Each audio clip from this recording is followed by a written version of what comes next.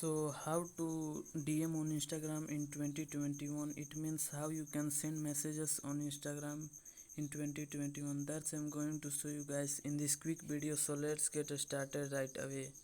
The very first thing you have to do is choose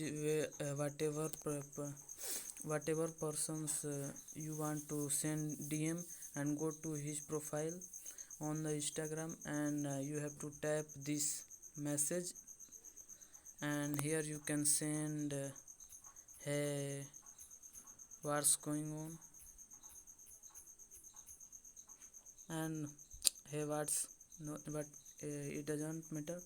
So here you can see this, and here you can see by it you can choose the you can chat, you can send messages, send photos with him, and here you can see this is voice like menu.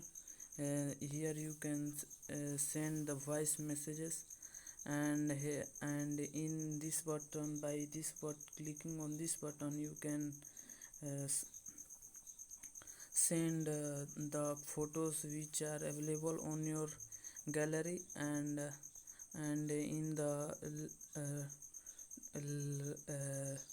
right corner you can see this sticker.